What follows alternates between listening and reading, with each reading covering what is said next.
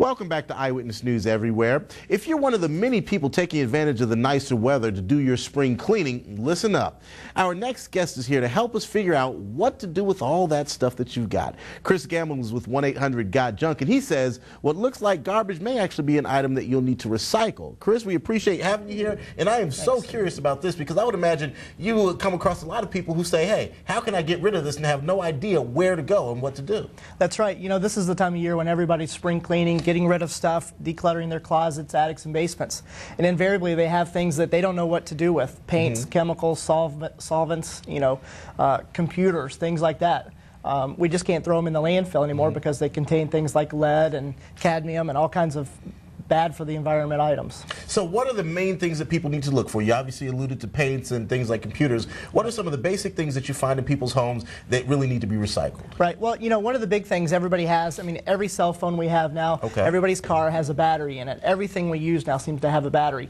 Those do contain things like lead and cadmium that need to be recycled. Fortunately for us here in Shelby County and Memphis, they've opened up a hazardous waste recycling facility where residents of Shelby County can take those types of items to be disposed of. Is there a cost at that facility? No, the facility is free to Shelby County residents, and you can take computers. You can also take liquids like paints, chemicals, and solvents that we talked about earlier to the same facility. So it's kind of a one catch-all area that helps Shelby County residents. You know, one of the things that I know a lot of people do is just throw away their batteries. You know, we all have them, you know, from from whatever we're using, just throw them out in the trash. Not such a good idea. No, not such a good idea. They're bad for the groundwater, they're bad for the environment, they're bad for the landfills, and actually some of the landfills are banning them. So we need to be responsible. We need to find a place to take them, as well as everything else that we're using in our home, you know, metal, paper, cardboard, plastics, those types of things. Now, what does the facility itself do when you bring that stuff there? I mean, how does it dispose of those items as opposed to a regular landfill? Right. Well, you know, the regular landfill, it all just goes in the earth and sits there for thousands of years until it decomposes.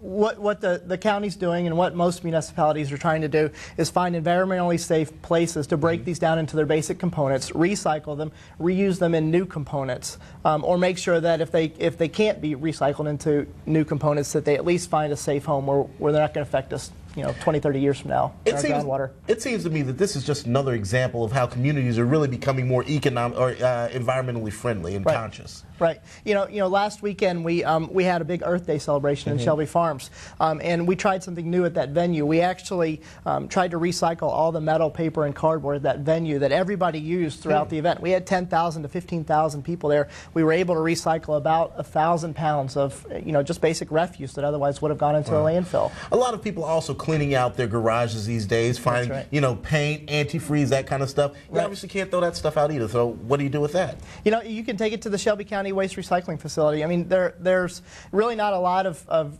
places to take it. We're very fortunate here in Shelby County. It's a new facility that just opened up.